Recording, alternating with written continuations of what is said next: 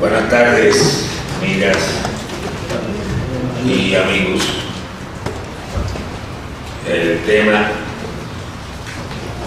que nos congrega esta noche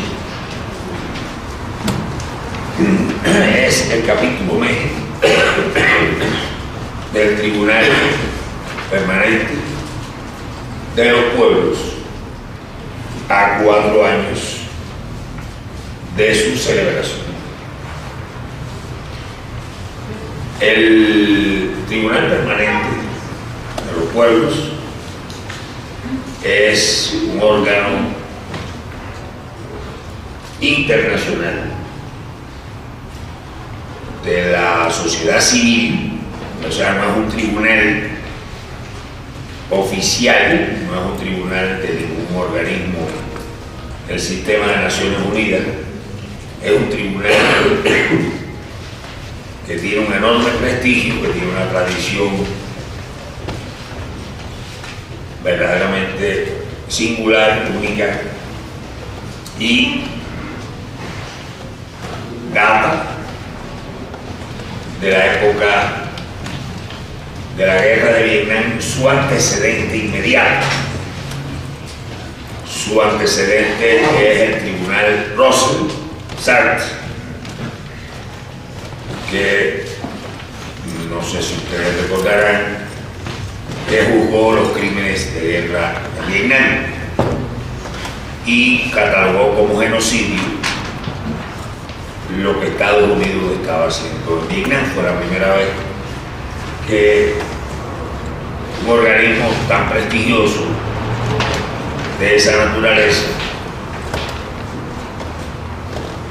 catalogaba como genocidio el tipo de guerra de agresión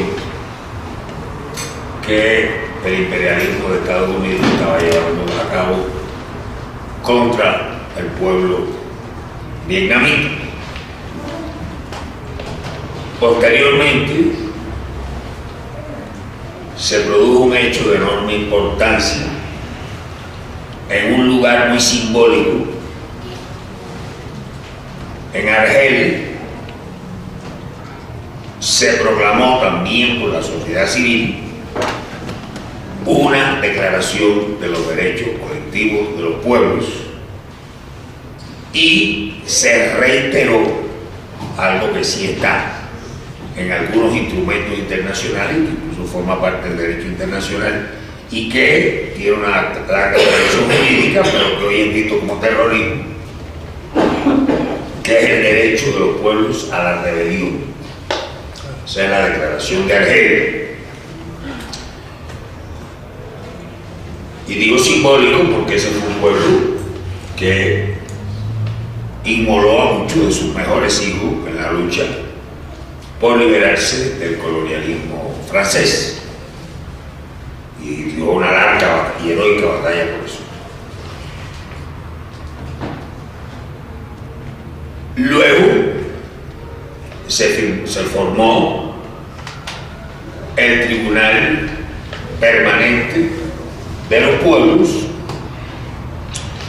dentro de la plataforma que se agrupa en torno a la Declaración Universal de los Derechos de los Pueblos. La Declaración Universal de los Derechos de los Pueblos equivale a establecer un tipo de derechos que no es el derecho al que nos tienen acostumbrados las constituciones, las repúblicas y las leyes liberales, que lo que hacen es proteger los derechos del individuo.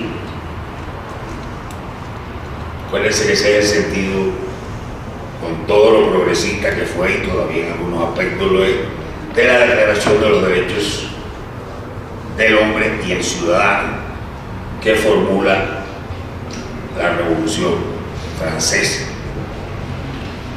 Esto se refiere a los derechos colectivos de los pueblos, que es algo que apenas se habla, incluso dentro de las organizaciones de derechos humanos que existen en el mundo. usualmente cuando se habla de derechos humanos se quiere decir derechos individuales, pero no derechos colectivos a la vivienda, al techo, al trabajo, algunos de ellos proclamados por la Revolución Mexicana en la Constitución de 1917 y por otra revolución, la revolución bolchevique también reivindicó los derechos colectivos, la revolución china, la revolución cubana, y hay varios estados que siguen defendiendo estos derechos, pero son una minoría. Tenemos un panel verdaderamente de lujo. Forma parte de Daniel Fierstein, que es uno de los especialistas más notables del mundo en el tema del genocidio. Tiene varios libros publicados, incluyendo libros publicados por el Fondo de Cultura Económica que se pueden adquirir aquí en México. También está con nosotros Gianni Tognoni, que es el secretario general del Tribunal Permanente de los Pueblos. Gianni es epidemiólogo, forma parte de la corriente de la epidemiología crítica, también con mucho trabajo publicado. Se me había olvidado decir que Daniel dirige 2 revistas dedicadas a la cuestión del genocidio. Y bueno, igual que Tognoni, pues es autor de numerosas publicaciones. En México, por último,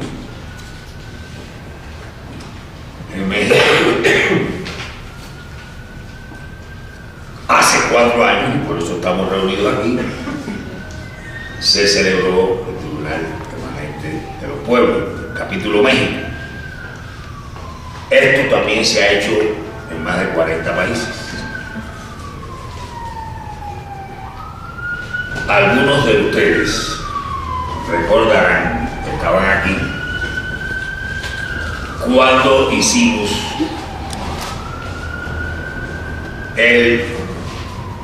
la presentación del primer Tribunal Capítulo México. Estaba además nuestro otro invitado, Andrés Barrera, de quien hablaré adelante, y allí se explicó de qué se trataba el trabajo del tribunal.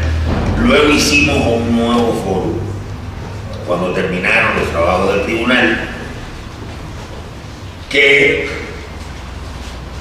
los que lo siguieron en los medios, principalmente la jornada, que se dio con mucha curiosidad, recordarán que el diagnóstico de México era de horror y espanto en materia de pues toda esta guerra que se está llevando a cabo aquí, llamada guerra contra el terror, contra el narcotráfico. Me confundí porque unas veces se usa la guerra contra el narcotráfico, otras se usa la guerra contra el terrorismo, pero es más o menos lo mismo. Y en sus objetivos me refiero. Puede que cambien toda una serie de aspectos de su naturaleza, pero los objetivos es lo mismo. Y bueno, se hizo un análisis de la situación económica, social, los derechos humanos, la libertad de expresión. Es decir, fue un trabajo abarcador de gran parte de los temas fundamentales de la vida económica, política y social de un país. Y ese diagnóstico, llevado a cabo además a través de testigos, de investigaciones muy serias en terreno, de testimonios, de un trabajo realizado mediante un despliegue de especialistas por todo el país. Por cierto, en aquella ocasión,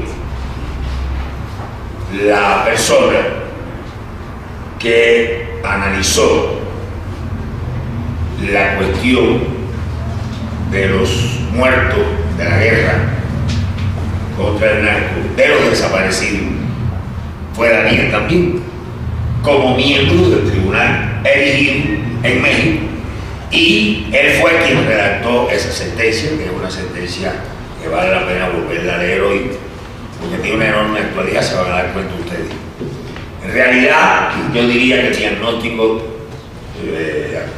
así van y pronto, se puede confirmar, solamente que hoy en día la situación es mucho más grave, me atrevería a decir, que casi todo. Imagínense ustedes hablar de derechos humanos, está a punto de aprobarse una legislación que autoriza al Ejército y a la Marina a actuar ya legalmente hablando como policía y con policías que no funcionan en todos los estados y con una policía federal que tampoco cumple su cometido, y tribunales que tampoco, y fiscalías que tampoco, en fin, todo el aparato de justicia no cumple con su objetivo, ni tampoco los órganos de orden público. Pues podrán imaginarse ustedes que la situación no promete mejorar. Ahí están los datos de homicidios en el pasado, los más altos desde que se llevan registro, y los más altos de esta administración, y los más altos de este año, y seguimos contando, porque no acaba de que abre uno. Hoy abrí el periódico, 5 muertos de una sola acción, no me acuerdo en qué estado, una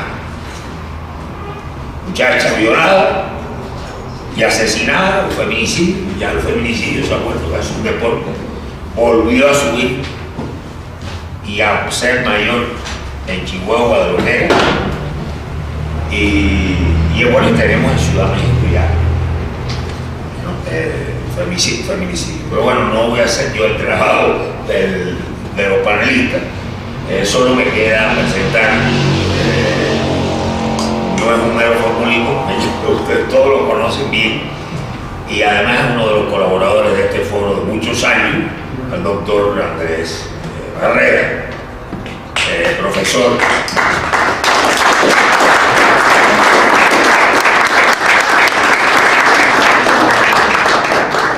de la Facultad de Economía de la UNAM y un investigador dedicado prácticamente de gran parte de los problemas económicos, sociales y de derechos humanos que hay en México. Bueno, pues tiene la palabra Andrés para iniciar, por favor. Perdón, me agarró la gripe, no sé si calderonina, ah, sí, claro.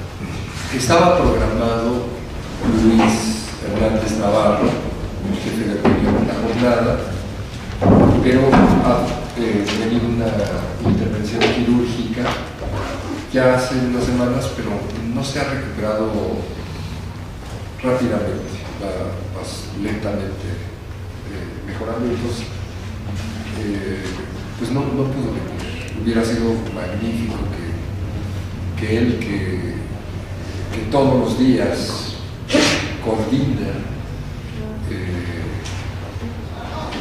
trabajo de opinión y muchas más cosas en la jornada, o sea, que le toma el pulso día a día a través de este magnífico periódico que es La Jornada al país, pues que él hiciera esta presentación que ahora tenemos que sentarnos a pensar, ¿no? Porque el tribunal sesionó de 2011 a 2014. En noviembre de 2014, ya exactamente hace 3 años, se emitió una sentencia sobre los crímenes cometidos por el Estado mexicano como resultado de su participación en el Tratado de Libre Comercio. Hoy es ya un deporte nacional, ¿no? En todos los medios de comunicación señala que y qué barbaridad que se va a cerrar el Tratado de Libre Comercio, que no ha habido nada tan bueno como el Tratado de Libre Comercio en los últimos 23 años, lleva ya 23 años, y que viene el infierno porque va a haber muchísimo desempleo, porque va a haber muchísima pobreza, porque va a haber muchísimos problemas, y solo los tontos que han estado señalando que el Tratado de Libre Comercio era una desgracia, se podrían alegrar el día de hoy de la cancelación del Tratado de Libre Comercio. Esto es lo que se dice en las revistas especializadas, en los diarios, en sus secciones de economía, o en los diarios especializados en el tema económico, lo que se dice en el radio, lo que se dice en la televisión, lo que se dice en el internet. La propia Carmen Aristegui, yo supongo que muchos de ustedes la han de admirar, ¿no? Yo la admiro por su valentía, por su entereza, pero la propia Carmen Aristegui, cuando ve en el horizonte que viene la cancelación del Tratado de Libre Comercio, no sé si se recuerdan, invita, para entender qué es lo que va a pasar si se cancela el Tratado de Libre Comercio, invita a un ex embajador del gobierno mexicano en los Estados Unidos, invita a Luis de la Calle, que es uno de los negociadores, redactores del Tratado de Libre Comercio, es el director del periódico El Economista, y invita también como tercer representante a miembros del grupo Bloomberg, y entonces, claro, hacen una semblanza. También, si en internet le dan seguimiento a este canal de internet que es Bloomberg Noticias, ahí van a encontrar, está ligado con el Financiero. Sí, está ligado al periódico El Financiero. Ahí van a encontrar entrevistas con algunos de los más prominentes empresariados o líderes empresariales de grupos y sectores, y todos están que no los calienta el sol, porque esta cosa que tiene untado queso Kraft en la cabeza, ¿no? Está muy enojado, y entonces sí está poniendo de cabeza los términos del acuerdo del Tratado de Libre Comercio. No sabemos qué va a pasar, se pasó de la quinta a la sexta ronda, pero curiosamente ahora resulta que durante estos 23 años el país estuvo mejor que nunca. Claro, ellos lo dicen así, lo dicen abiertamente, se refieren a sus ganancias, o sea, se refieren a las ganancias de las empresas automotrices, de las empresas productoras de televisores, electroinformáticas, de las empresas productoras de instrumentos médicos, de las empresas productoras de todo tipo de objetos de tecnología aeroespacial. Se refieren mucho a las empresas exportadoras de alimentos, a las agroexportadoras, que han crecido de manera descomunal en el país, y han crecido mucho. De hecho, todo este sector industrial se ha mantenido creciendo más o menos entre el 10 y el 15%, cuando el Producto Interno Bruto del país está desde hace 30 años, no hace 23, sino hace 30 años, está estancado literalmente en el 2%. El sector exportador industrial o agropecuario ha crecido descomunalmente, y claro, la mayor parte de las empresas son empresas extranjeras, transnacionales. En la industria automotriz, pues, casi todo es las grandes armadoras petroleras. En la minería, pues son las empresas canadienses y estadounidenses tremendas. En el sector de la energía, pues todas las empresas norteamericanas se han estado metiendo y colando, ya llevan décadas haciendo esto. Entonces, claro, que se modifique el Tratado de Libre Comercio es muy problemático para estas empresas. De hecho, ahora se está viviendo una sublevación de las empresas automotrices presionando a Donald Trump para que no modifique los términos del Tratado de Libre Comercio. Pero habrá que ver si a él le interesa hacerle la guerra a esos sectores o no. En fin, hay una situación muy compleja de discernir al interior de los Estados Unidos. Y lo cierto es que ya todos estos empresarios están hablando de que es necesario reorganizarse en una lógica ya no de mercado exportador, sino de mercado interno. Y el pleito es tan profundo que, bueno, acaba de aparecer, ¿verdad? Es el último libro de Carlos Salinas de Gortari, explicando todas las virtudes del Tratado de Libre Comercio. Tiene 1 o 2 días que acaba de aparecer en librerías. Pero se vio obligado a hacer el libro porque otro personaje bastante significativo, que es Ernesto Zedillo, él valora que se acabó la era del libre comercio y que viene la era del mercado interno. Es decir, esta fractura al interior de la propia élite política y de la propia burguesía mexicana pues indica un grave problema. Pero tanto tibios como troyanos dicen, pero lo que sí se va a acabar son todos los beneficios de lo que vimos con el Tratado de Libre Comercio. Este es el lugar común. Quienes trabajamos en el capítulo México, cuando nos hablan de los beneficios del Tratado de Libre Comercio, pues los ojos se nos ponen, como se dice, normalmente se nos ponen cuadrados, porque o sea que nos convertimos, o sea que no fue problema que nos convirtiéramos en el primer país del mundo en asesinato de mujeres. Eso no fue problema, ni tiene que ver con el Tratado de Libre Comercio. No fue problema, ni tiene que ver con el Tratado de Libre Comercio, según estas personas, el que nos dedicáramos a exportar mano de obra. Con el Tratado de Libre Comercio se fueron 20 millones, que se sumaron a los 15 que ya había. Es el flujo migratorio más grande del planeta. Y detrás, o junto a los mexicanos, se metieron los 15 millones de centroamericanos.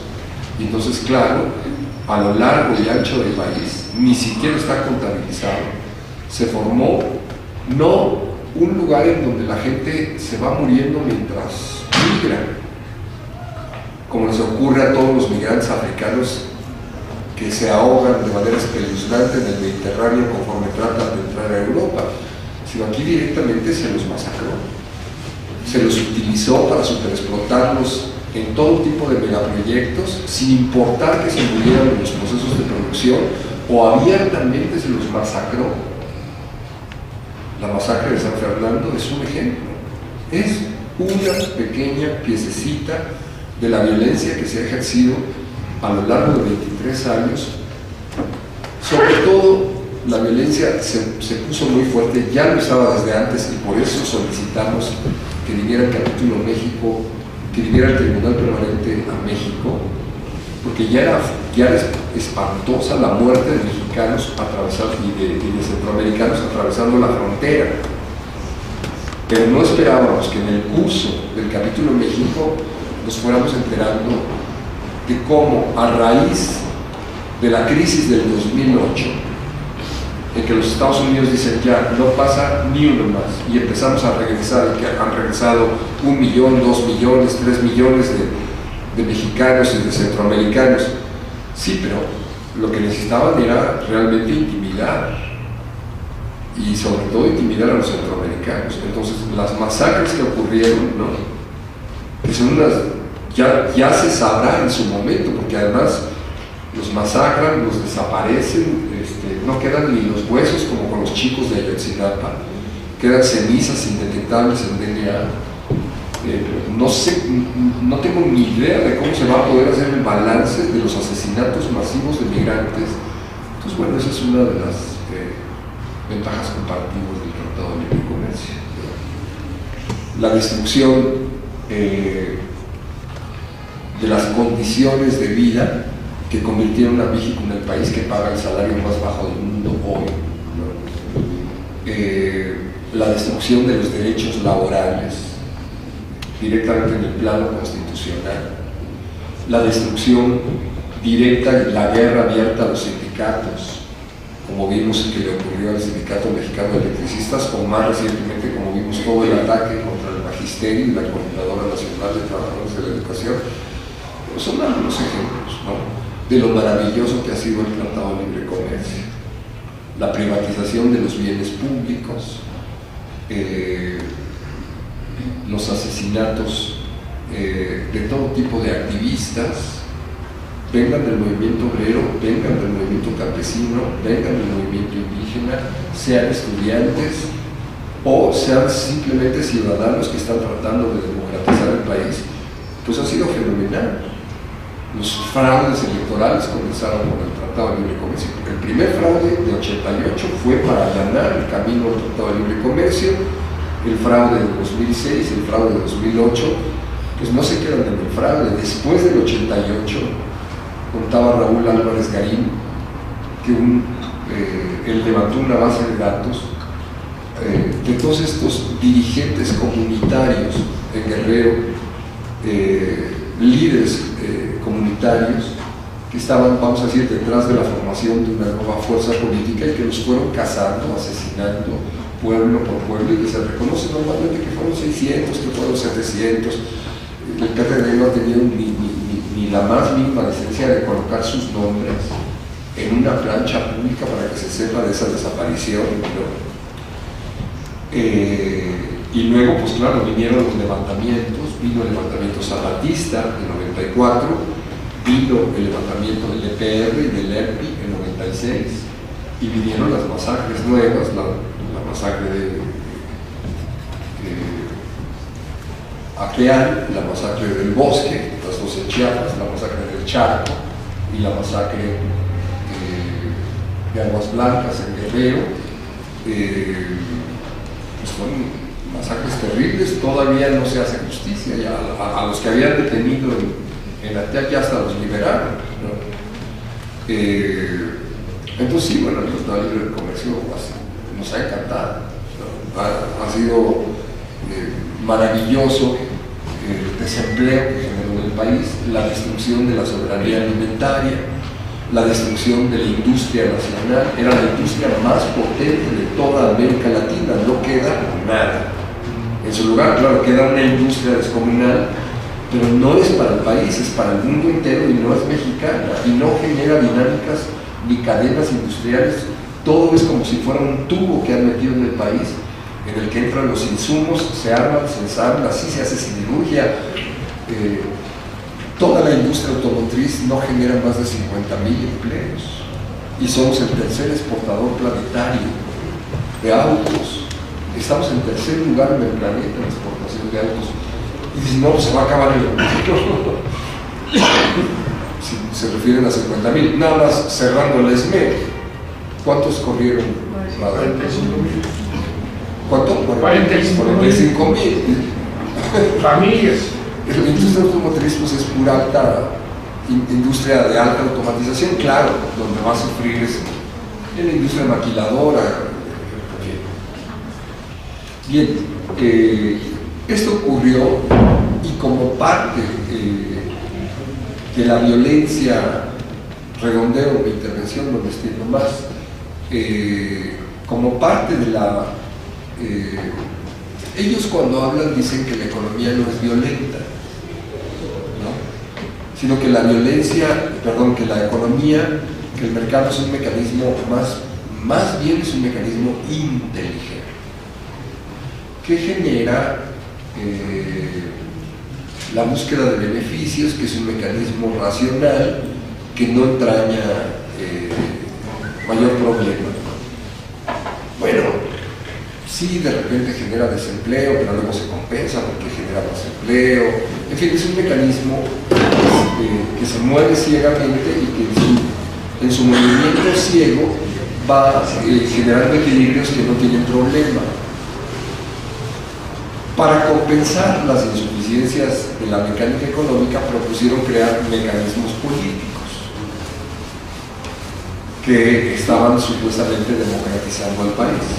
Las elecciones, los organismos constitucionales autónomos, el IFE, el IFAI, todas las instituciones de vigilancia que deberían de complementar las imperfecciones de la acción del mercado.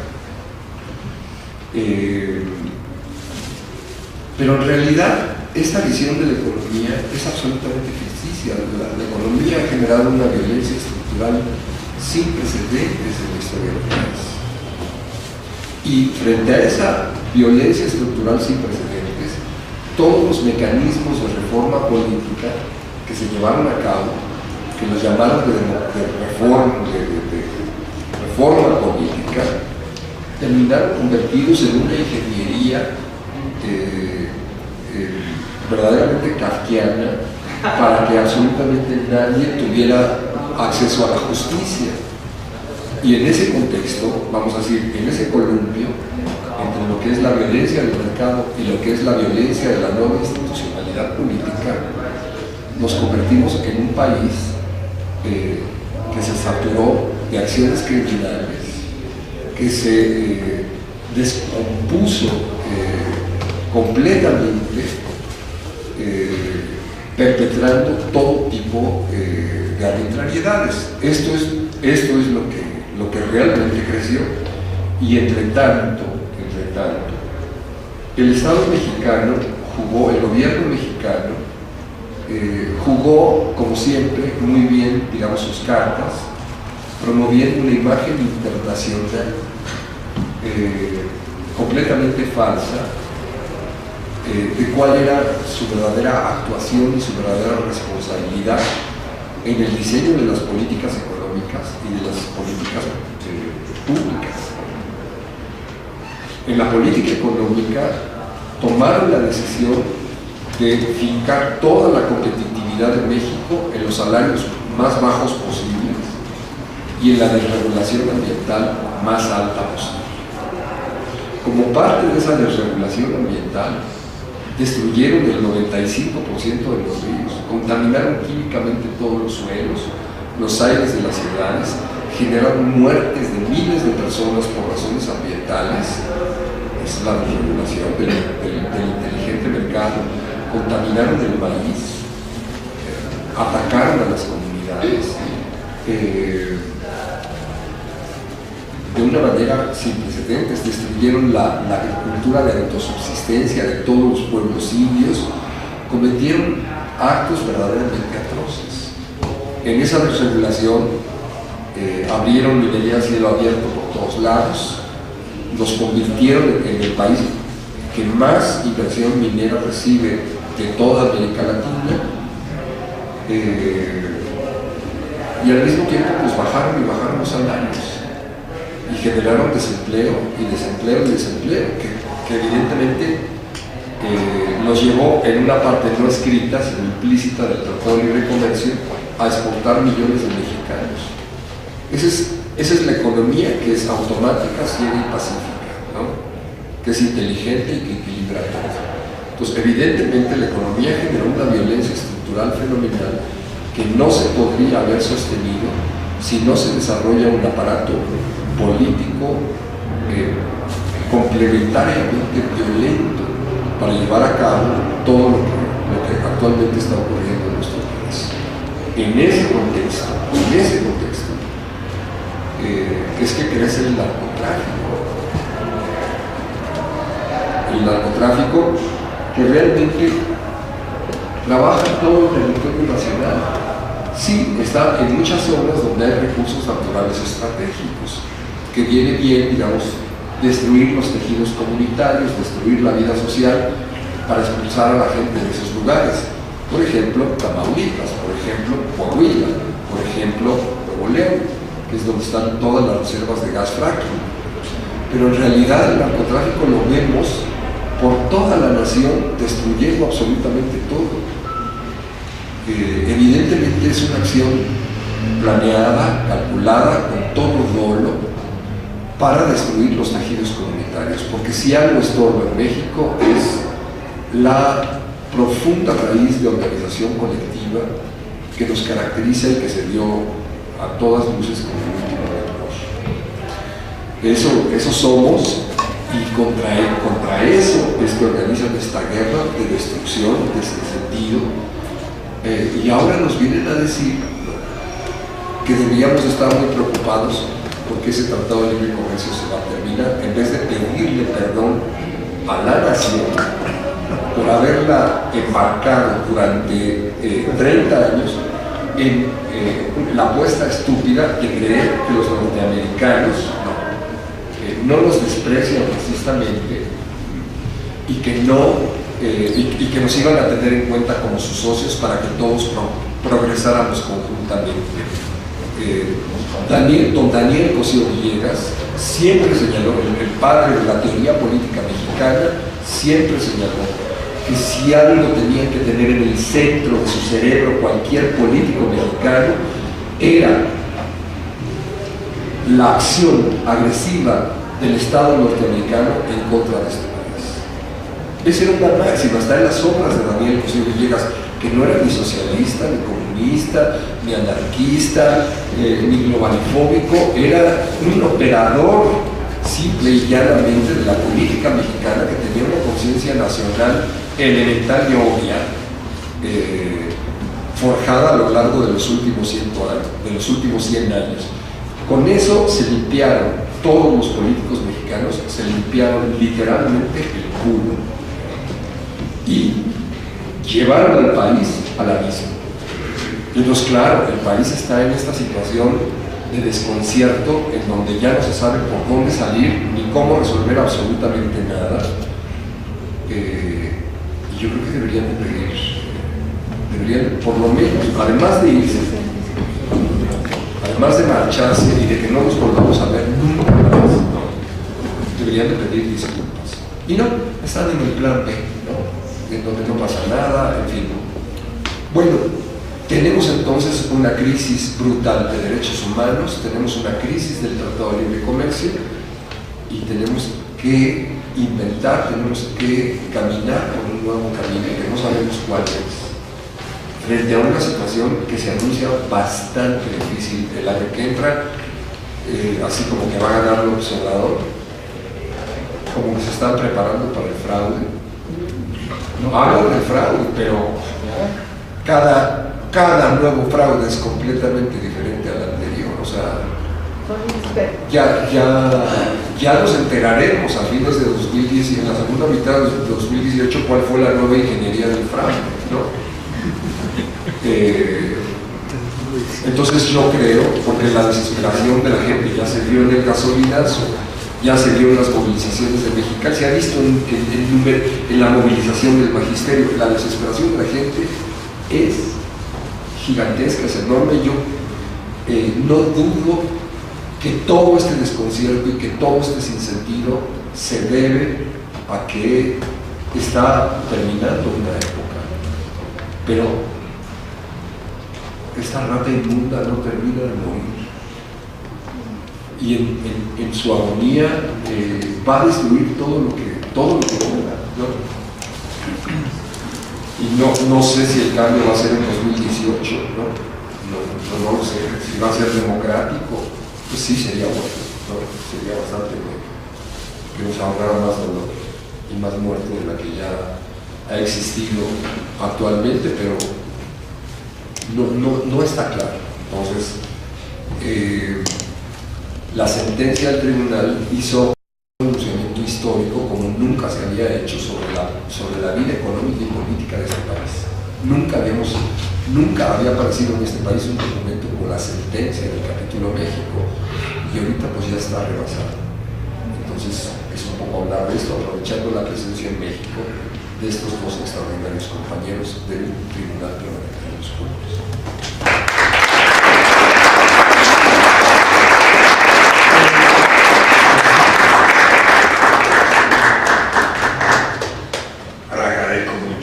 Andrés por su excelente introducción y además por haberlo hecho en una batalla terrible contra la gripe, como podrán ustedes observar. Inoculcable. Estaba yo pensando en derecho cuando hablabas tú del mercado inteligente y sus partidarios.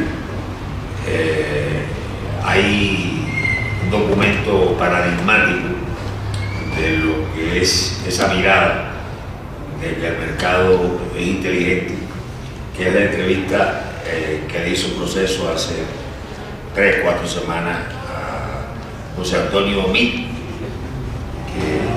por cierto, hoy me enteré que el presidente le dice Pepe,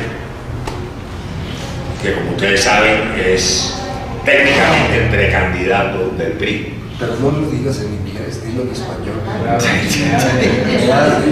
Me abre, está muy bien. Está muy bien, me abre. En esa entrevista, México es la maravilla de Goyo. Una cosa, lo único que hay que hacer es ya terminar de reducir la pobreza. Pero, por lo demás, esto es agua. Léansela. Lean. Porque, aparte de eso, es muy significativo que el candidato a presidente del partido de gobierno, su mirada sea que con esta economía todo está perfecto. El país no puede ser mejor. De verdad, una entrevista muy reveladora en ese sentido. Andrés ha hecho una síntesis muy sustantiva de lo que pasó en estos 4 años que transcurrieron, que no tienen nada de alentadores. Y creo que bueno, no hay nada que añadir a eso, sino más bien escuchar a nuestros invitados, y invito a Yanni Toñaza. Toñoni, perdón. Daniel. Daniel Falles. Yo primero que negociar. Adelante. Bien. Bueno, gracias. Me había pedido Andrés dos o tres cositas por ahí que pudiera comentar. Una tenía que ver con los objetivos del capítulo México del tribunal. Por ahí después ya iba contando un poco más las características del tribunal. Y por ahí, dentro de los objetivos del tribunal, no solo se piensa en general en las sesiones del tribunal y en particular en todo lo que fuese largo y riquísimo proceso del capítulo México, no solo el punto de llegada, que es la sentencia, y la sentencia por ahí en tanto denuncia de la situación, sino que creo que lo que fue más enriquecedor en muchas de las experiencias del tribunal, y muy en particular en México, todo el proceso de construcción de esas sentencias, y todo ese proceso de trabajo de más de 3 años de preaudiencias, audiencias temáticas, hasta llegar desde la audiencia de apertura a la audiencia final, que fue un formidable proceso, por un lado, de construcción de conocimiento, de poner en común las distintas realidades que estaba viviendo y que vivió México.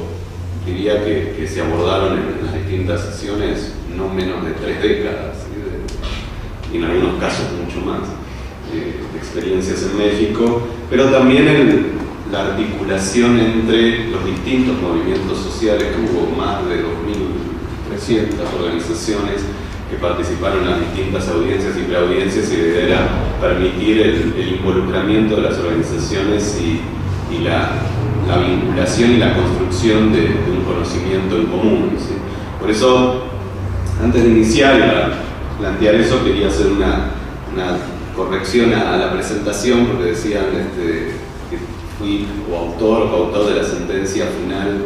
Digo, fui uno de 12 jueces que participaron en esa sentencia, que ahora lo voy a nombrar por un acto de justicia, pero además de esto, en realidad en las audiencias y preaudiencias participaron centenares de personas, 150 jueces.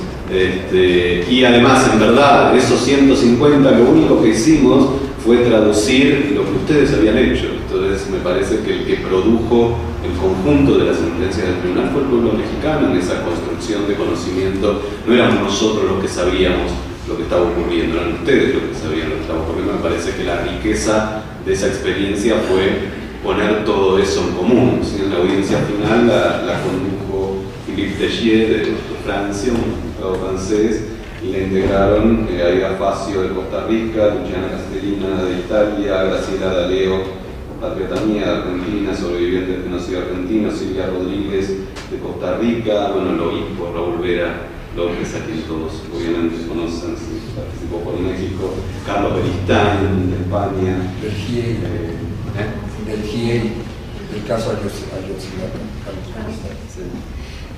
Elmar Albater de Alemania, Juan Adán de Zubizarreta del País Vasco, Nelo Rossi de Italia, Tony Pigrau de España, y bueno, Gianni como secretario del tribunal.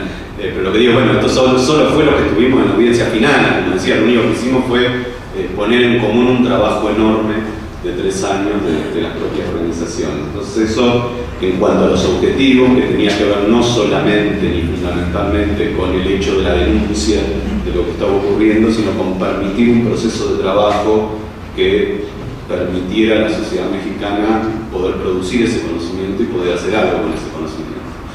Y la segunda cuestión que me pedía Andrés, que creo que es imposible, era bueno, con esta situación de la construcción de todo ese trabajo del tribunal y de los 4 años, casi 4 años transcurridos desde esa audiencia final, bueno, cómo pensar el presente, qué hacer, ¿no? Lo primero que podría responder es que yo no tengo la menor idea de qué hacer con esta situación que describía, pero sí pensaba algunas cuestiones que fueron surgiendo. Bueno, yo estoy hace casi una semana ya en México y desarrollamos un taller con organizaciones sociales que iban surgiendo de esta posibilidad de pensar algunos problemas, algunos ejes como para pensar por lo menos, si no qué hacer, por lo menos qué no hacer o cómo detener, porque a mí lo que me preocupaba es que esta enumeración de horrores puede conducir a la depresión y a la parálisis, ¿no? Si uno se queda simplemente en enumerar todo lo terrible que nos está ocurriendo, bueno, y entonces ¿qué hacemos con eso? ¿No? O sea, volvemos a nuestras comunidades, a nuestras casas, a hacer qué. Y bueno, parte de lo que surgía era pensar en distintas estrategias que ya no tenían que ver con reiterar lo que se hizo, sino con ver cómo se podía utilizar todo eso que se hizo para potenciarlo en el presente. En ese sentido, algunas cosas que surgían que me parecía importante compartir era, por un lado, la necesidad o la posibilidad de articular las distintas luchas corporativas, las distintas realidades de cada comunidad en una mirada más estratégica, más global, que pueda tratar de comprender sus elementos en común y pensar las vinculaciones de solidaridad entre lo ocurrido en un lugar y lo ocurrido en otro lugar. Como que lo que muchas organizaciones planteaban es una situación de una coyuntura muy difícil, ¿sí? Que obliga permanentemente a responder a la defensiva ante cada masacre, ante cada acción, ante cada avasallamiento, y pensar que por ahí la posibilidad de reunirse entre distintos grupos y pensar problemas y estrategias en común puede implicar quizás un salto ante esa situación tan agobiante.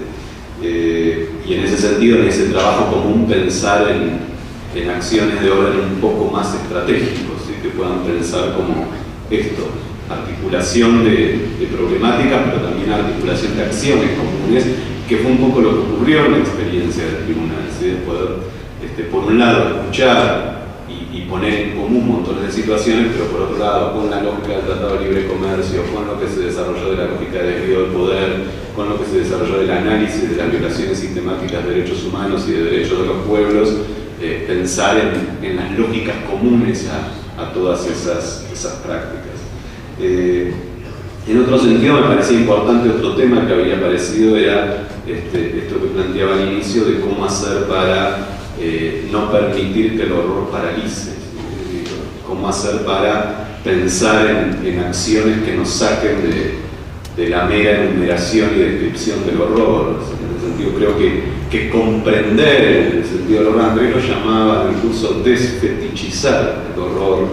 Me parecía que era un lindo concepto que aportaba Andrés en este sentido, que es una forma de dominación y de parálisis, ejercer el horror sobre una sociedad, pero además convencer a la sociedad que no hay otra cosa que el horror, ¿no? Y en ese sentido esto juega casi como un fetiche que paraliza, que no quiere decir que podamos hacernos los tontos con respecto al horror que existe, pero sí a veces tratar de comprenderlo permite que juegue de otra manera, que no sea simplemente este catálogo de muertes diarias, catálogo de masacres diarias, muertes diarias. Además nos bombardean los medios de comunicación porque por un lado ocurren, pero por otro lado es la permanente noticia de que están ocurriendo, de que se incrementan, de que cada vez es peor, de que no se puede vivir y que por lo tanto lleva a esta situación, como se la llamaba, depresiva, ¿no? de solo poder repetir lo que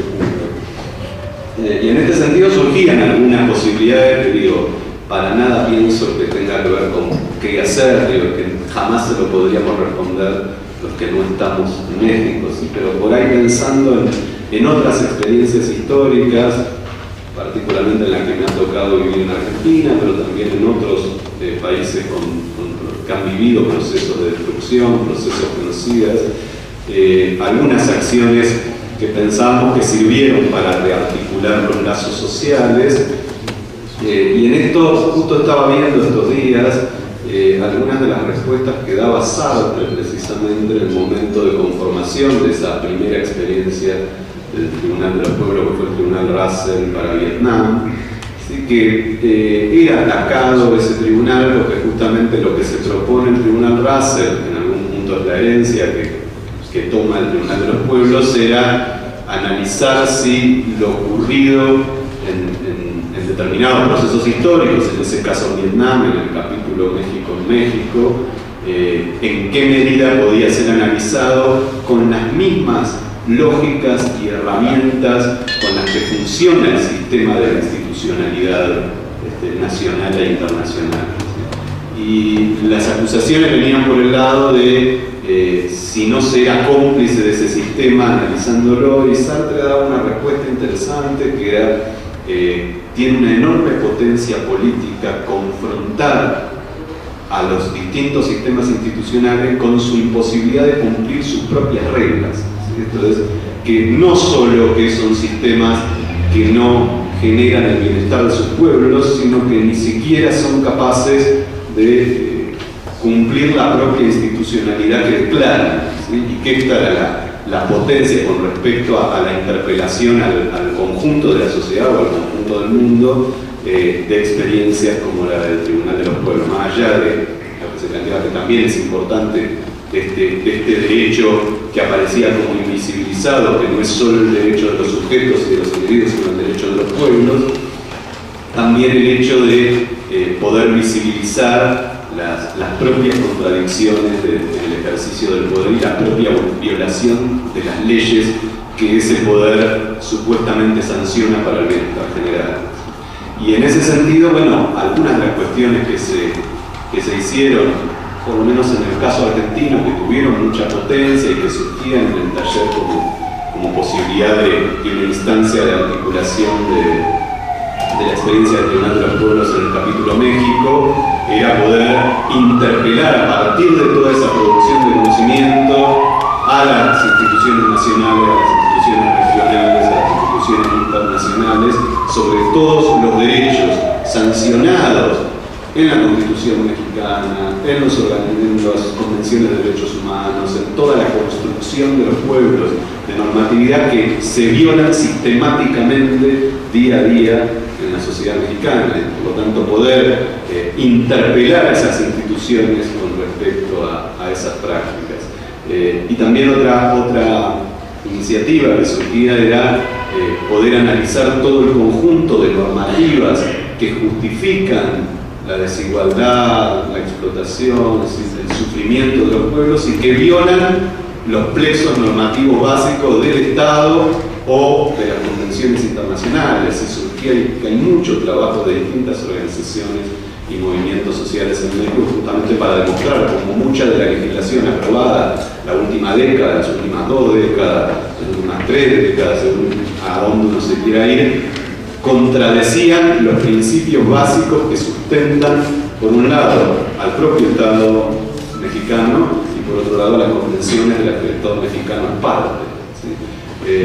Muchas de estas cuestiones tenían que ver con pensar esto, que no quede esa experiencia tan enriquecedora del capítulo México del Tribunal simplemente en un hecho de 3 años que termine con una denuncia y que quede en el plano de la denuncia, sino por ahí pensar, y creo que eso va a tener que ver justamente con la tarea colectiva de pensar formas de darle como continuidad, pero también potencia a esa experiencia de tanto trabajo, de tantas organizaciones y tantos años, y poder permitir aprovechar esos logros para intentar producir acciones políticas que nos permitan salir de la mera enumeración del horror. Pero bueno, estaban como 2 o 3 cosas que pensaba a partir de la interrogación de Andrés como más, no tanto como propuestas, sino como ideas para abrir una discusión. Bueno, muchas gracias.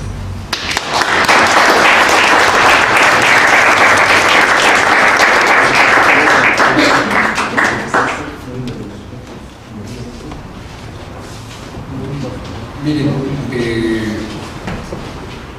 publicamos un libro a inicios de este año con la sentencia final. No se había publicado, estaba en internet, pues estaba publicado electrónicamente, pero en papel no. Pero este libro no se vende en librerías, sino que se nos está repartiendo poco a poco, conforme recontactamos con los compañeros que participaron, porque nomás pudimos imprimir 1000 ejemplares. Pero está electrónicamente. Entonces, si tienen USBs, hoy mismo se los doy, y si no traen USBs, lo pueden bajar electrónicamente de la página web de Editorial Ítaca. Si ponen Editorial Ítaca, tienen una pestañita donde se ven sus publicaciones, y ahí están los PDFs, los documentos electrónicos, y ahí pueden leer tanto la sentencia que emitió el conjunto de jueces finales, como las acusaciones compactadas, resumidas de un conjunto de compañeros que les llamamos fiscalías, y el resumen de sus actividades que llevaron a cabo a lo largo de 3 años todas las organizaciones sociales que participaron. Entonces ese material es importante que todos lo tengan, ¿no?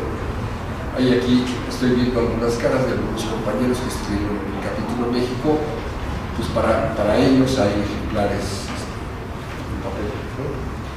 Desgraciadamente pues no hay fondos, no hay recursos, pero electrónicamente ustedes pueden. Mañana también sale, se publica el segundo libro, que fue la audiencia,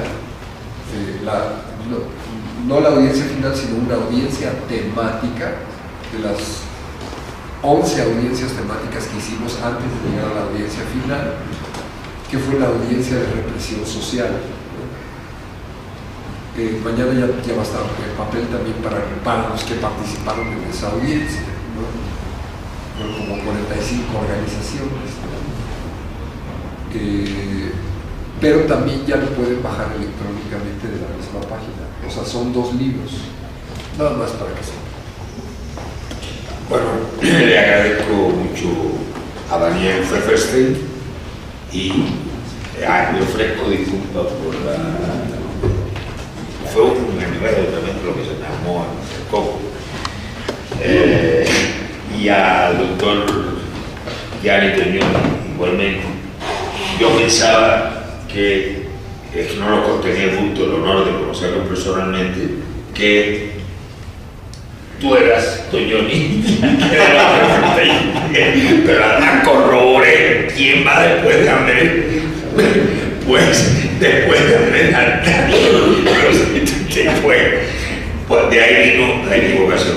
Menos mal que no fue peor la cosa, pero de todas maneras les ofrezco todas las disculpas y, por cierto, me parece muy atinada la observación que hizo Daniel en el sentido de que, no obstante, que según la opinión de Andrés, él llevó un enorme peso,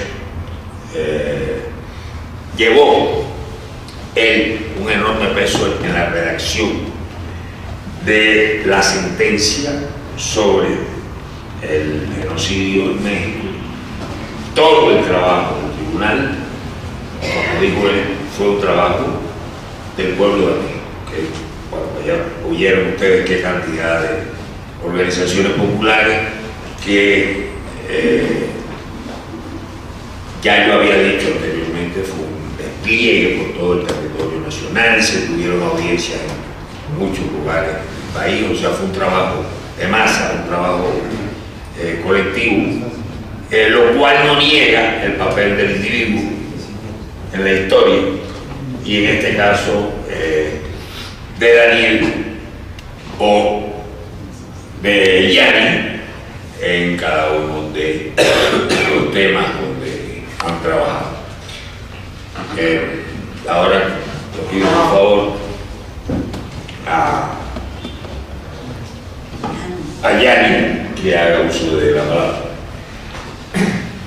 Bueno, muchas gracias por esta oportunidad de hablar con una reflexión sobre el tribunal, el caso de México y más en general sobre esta situación que desarrolla un poco lo que decían Andrés y Daniel, cómo no quedarse paralizados frente a una situación que, como se ha dicho,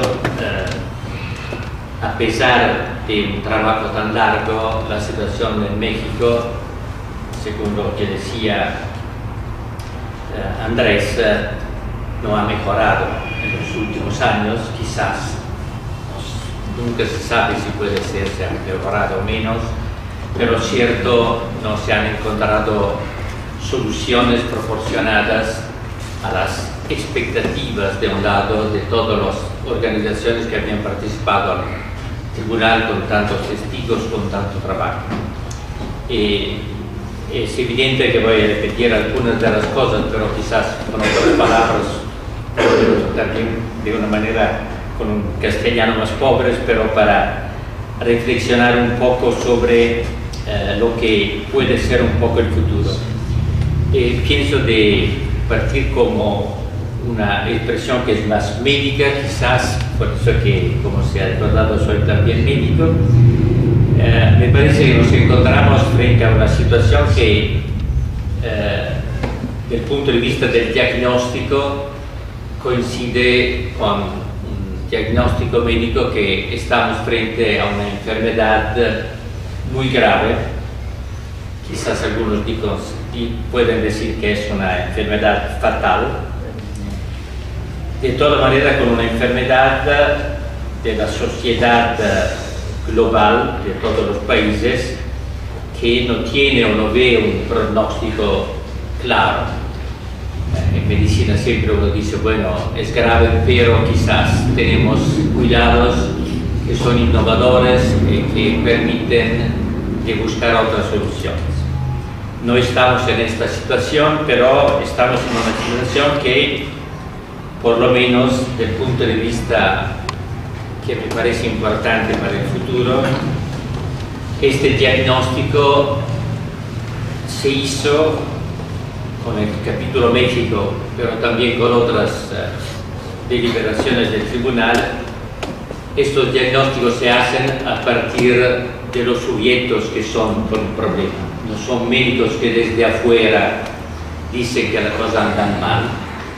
Se ha documentado que son los sujetos de esta historia, los pueblos, los movimientos, la sociedad, que toma la palabra para hacer un juicio que no es evidentemente, como decía ahora Daniel, un juicio de un jurado que viene desde afuera, sino sencillamente que el rol del tribunal es de hacer una contribución para dar a las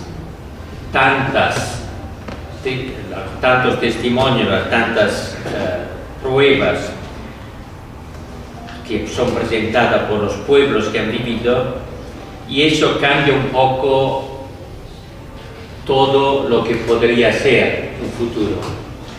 Había un tiempo cuando al final, como se decía de nuevo, las instituciones tenían un poco como una carga para asumir decisiones.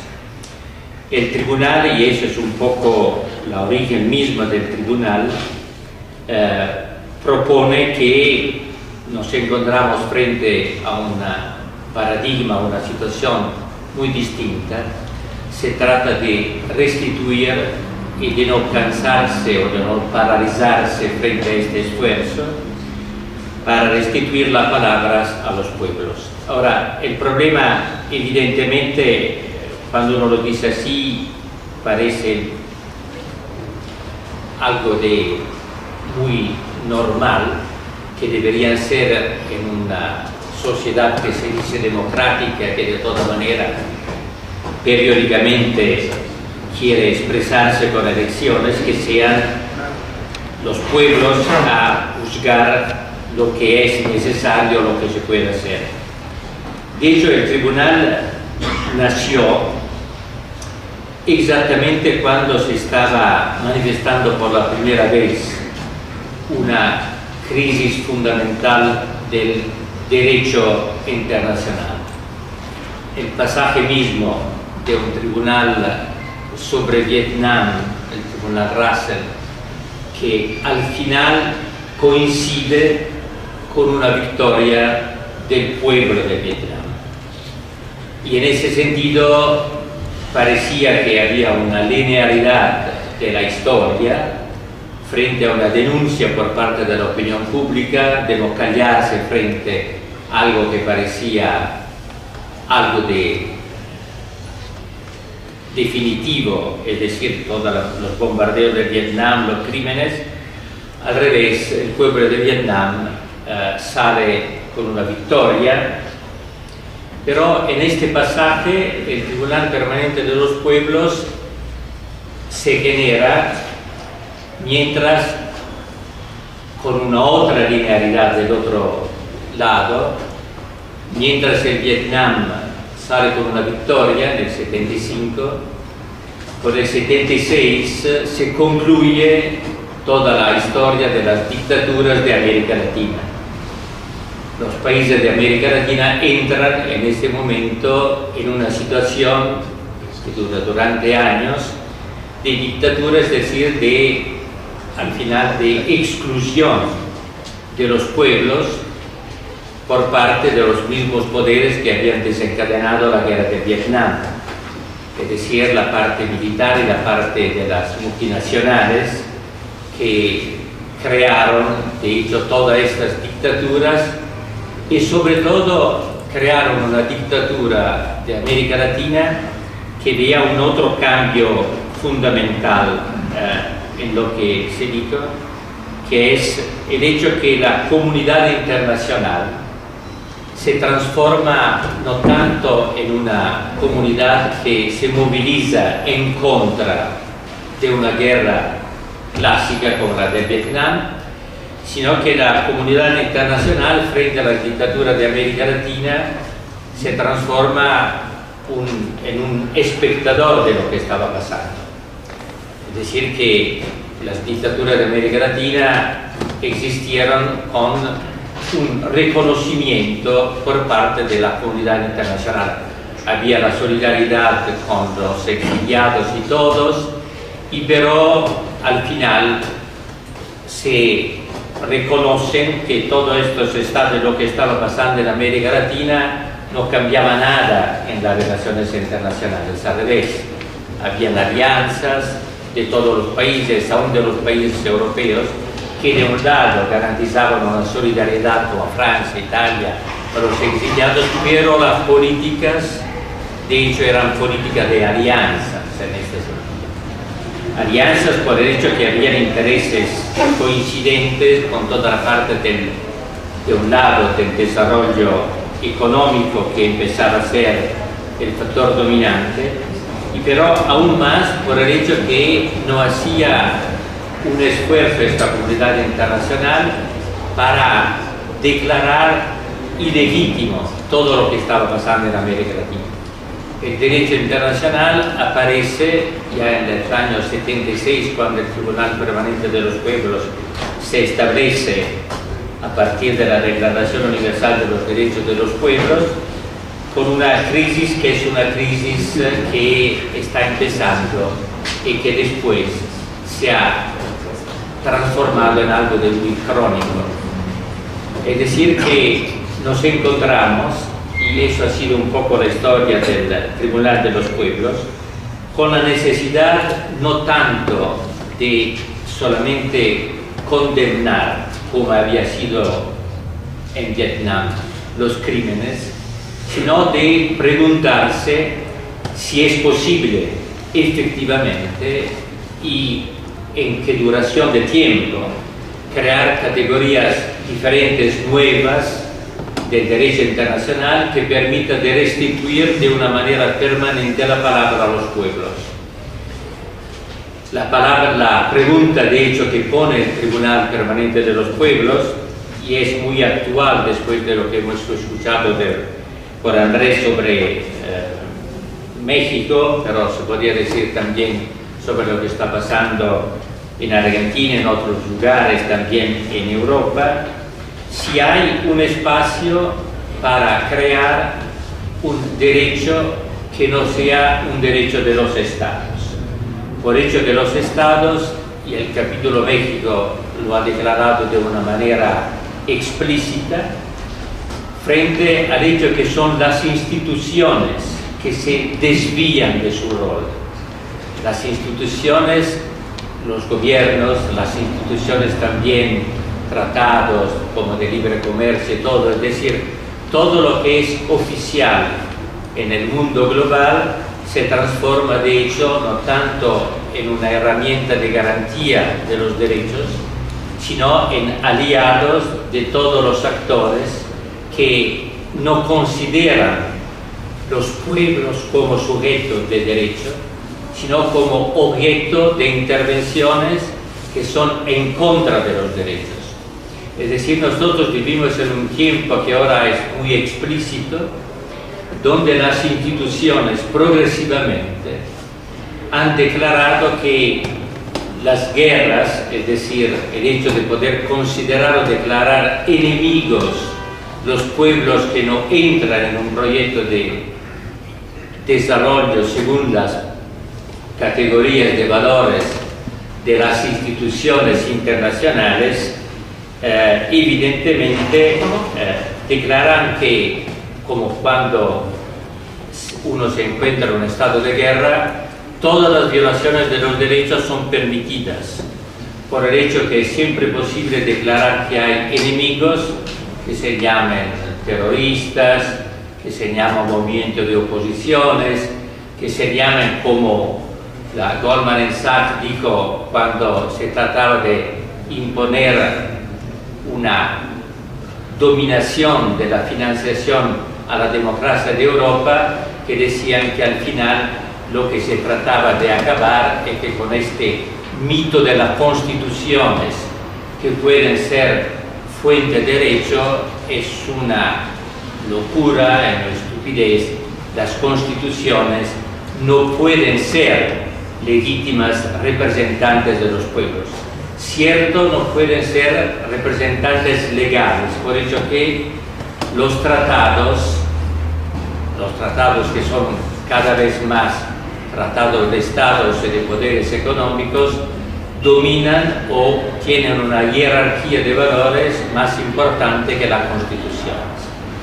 De hecho, con los años 90, las guerras, no solamente la guerra como la guerra del Golfo, sino las guerras económicas, las guerras ambientales, devienen guerras legales, que no se pueden al final contrastar por el hecho que son la herramienta misma del desarrollo.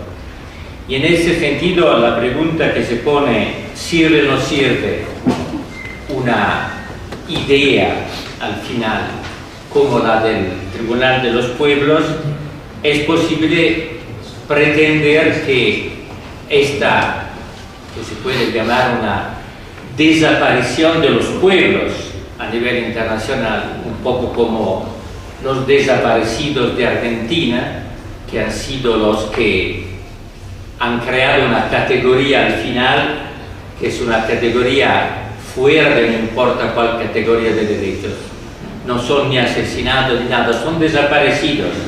Es decir, es suficiente declarar que no existen, han desaparecido.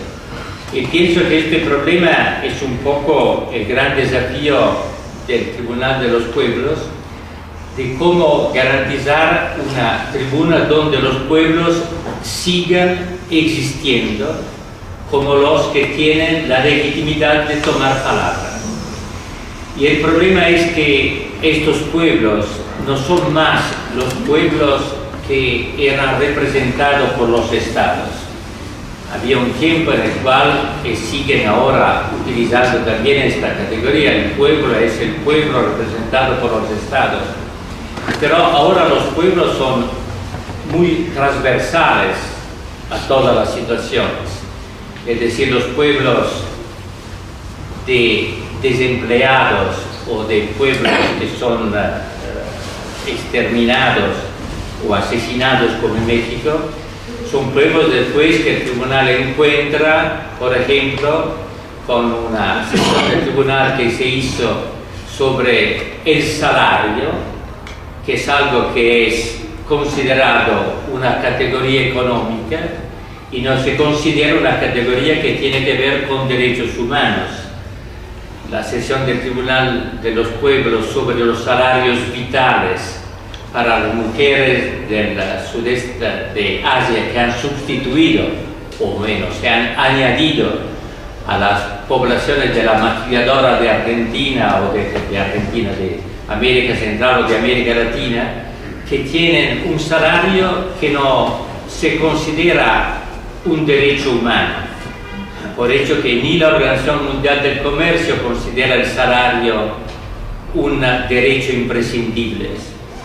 La Organización Internacional del Trabajo considera que la no discriminación es un derecho fundamental, pero el salario, lo que garantiza efectivamente la vida, no es un derecho humano.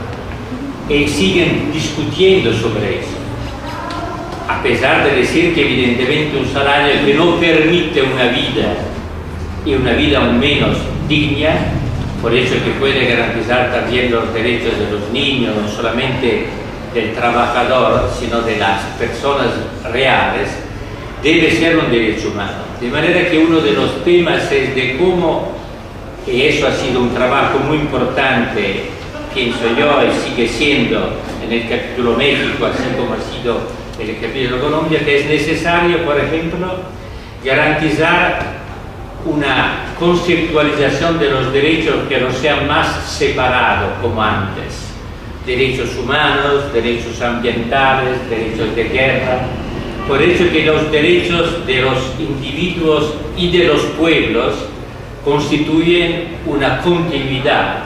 Y ese es un desafío también para muchas de las organizaciones no gubernamentales que muchas veces trabajan en derechos humanos y no consideran las causas de violaciones de los derechos de los pueblos, que son las que después producen conjuntamente, sistemáticamente, como un producto normal, violaciones de derechos humanos de los pueblos que son una continuidad. Y el derecho internacional y el derecho también nacional no están en una posición para tomar en serio todo eso. De manera que uno puede encontrar una violación de derechos humanos y de los pueblos, también en un país como Italia, que sigue siendo considerado un país democrático, pero donde, y Andrés estaba presente, fue necesario establecer también un tribunal de los pueblos en Italia para defender los derechos de una comunidad local que se encontraba a combatir y a resistir en nombre de la democracia a una violación de sus derechos democráticos por el hecho que habían tratados y convenios que eran puramente económicos por intereses de grupos europeos institucionales, y que tuvo la necesidad de hacer un tribunal de los pueblos por el hecho que no había un espacio dentro del derecho constitucional italiano y aún menos en el derecho europeo de contrarrestar todas las presiones de los poderes económicos. De manera que pienso que uno de los problemas que se pone en este momento al Tribunal de los Pueblos es de representar una de las plataformas para reconstruir efectivamente en categoría de un derecho que sea innovador, por ejemplo, por el hecho que un capítulo como los de los migrantes, que en el México se trató como algo que era bastante local, específico para todas estas migraciones que se cruzaban, pero con todo lo que era el narcotráfico, los intereses de las transnacionales y todos, y que pero normalmente se tratan como si fuera un capítulo separado, las migraciones. Ahora en Italia estamos preparando, en Europa hemos empezado un tribunal sobre los migrantes, y el problema de los migrantes tratados por los derechos internacionales y todo, es de decir, pero ¿cómo justificar los derechos humanos, los derechos fundamentales de estas personas si solamente en los tratados internacionales se reconocen los migrantes políticos, los migrantes de las guerras? Y pero si las guerras son todas, evidentemente del África son los migrantes de todos los tipos, por el hecho que no son humanos, son desaparecidos como humanos. Es necesario recalificarlos. Es posible rechazarlo si son solamente migrantes de la pobreza o son migrantes del medio ambiente. Por eso que no son reconocidos, pueden ahogarse, pueden ser tratados con una dictadura, así como la dictadura latinoamericana de Erdogan en Turquía, al cual se confía el cómpito de bloquear completamente la contabilidad de todo eso, o de otro lado se paga también Erdogan, que ha recibido 6 billones de euros para parar las migraciones y por otro lado con Italia, con el respaldo de Europa, que ha hecho tratados ilegales también desde el punto de vista de los tratados, por hecho que ahora estamos haciendo este análisis, con Libia, que es evidentemente un Estado que no es un Estado, es un conjunto de poderes de traficantes de seres humanos y todos bien documentado, hasta que la Comisión de Naciones Unidas de los Derechos Humanos, que pero no tiene poder, tuvo que presentar un informe para decir que esto no es tolerable. Pero frente a todos estos diagnósticos no se hace nada. Y en la recién audiencia o verdicto del Tribunal de los Pueblos sobre el caso del genocidio en Myanmar, en Birmania, donde hay una evidente, todo lo reconocen también los periódicos importantes norteamericanos, ahora reconocen todos, los Washington Post, el New York Times, dicen que algo pasa, y pero hemos tenido que presentar eso cuando nadie hablaba del Myanmar, para decirle, mira, esto que está pasando no es solamente un otro fenómeno de expulsiones de migración, es un proceso genocida. Daniel era el presidente del Tribunal del Myanmar, de este proceso genocida, formal, explícito, que corresponde a todas las categorías del genocidio. Frente a esas categorías que deberían obligar a la comunidad internacional a intervenir, ahora el debate es si es solamente una limpieza étnica o es efectivamente un genocidio. Y hay un debate de la comunidad internacional y el Consejo de Seguridad de Naciones Unidas bloquea la discusión de todo eso por el hecho que estas personas pueden desaparecer por millares, decenas de millares, así como están desapareciendo en el Mediterráneo. Solamente en este año los asesinados en el Mediterráneo, ahogados en el Mediterráneo, son 3.000, si uno hace solamente la cuenta de esos. Los desaparecidos, los que no han entrado en eso, no se sabe.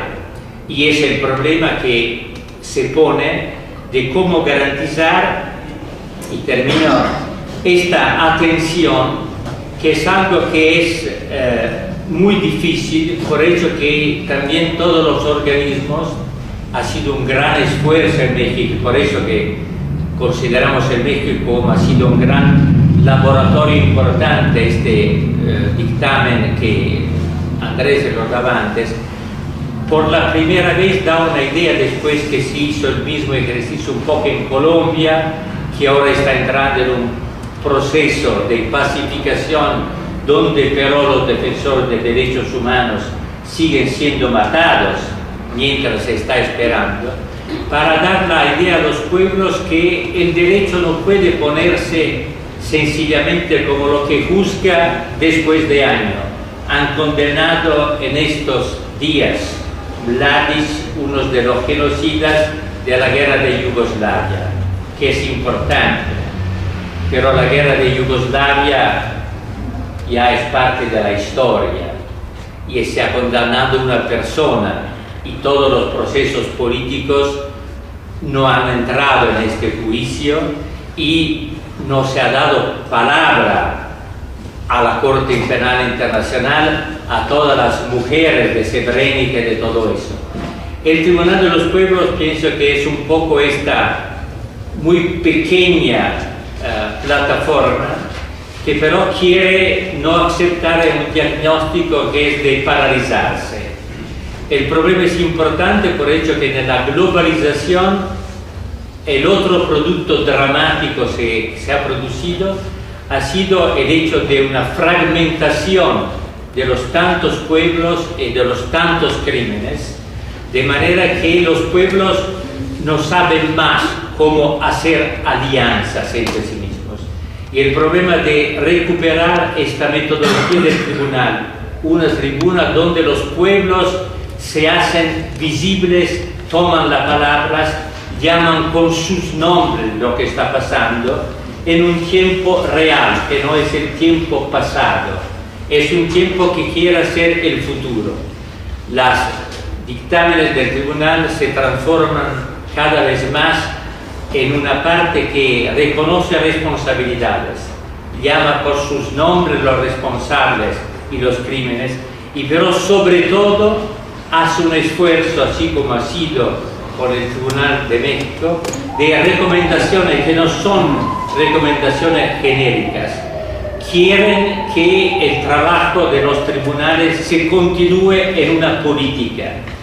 En este sentido, pienso que es interesante, por ejemplo, que en un continente como África, que está excluido de todas las atenciones, a pesar de tener tantas guerras, los niños de la guerra, las guerras para el control de las minerías y todo, se ha constituido por la primera vez una plataforma allá también prevalentemente de mujeres que en los países del África subsahariana, el sur del África, Zambia, Zimbabue, donde ahora el dictador se fue, por lo menos de una manera formal, de reconocerse como sujetos comunes de una, se llama land grabbing, de un robo total de los recursos, de las tierras, de la capacidad de decisión, y se hizo esta plataforma que ha presentado sus casos para la idea que lo que pasa en Sudáfrica, en Zimbabue, en Mozambique, a pesar de ser tan diferentes como historia y como gobierno, tienen una plataforma común de reconocimiento recíproco ante de todos, para saber que lo que pasa en un país no es diferente de lo que pasa en los otros. Se trata de construir, el proceso evidentemente es muy largo, es fácil encontrarse como cansados, pero pienso que es también importante seguir adelante y pienso que eso es un poco el gran desafío del futuro. Todos hablan de la nueva generación. En el capítulo México había también aquí en Ciudad de México un capítulo de las nuevas generaciones.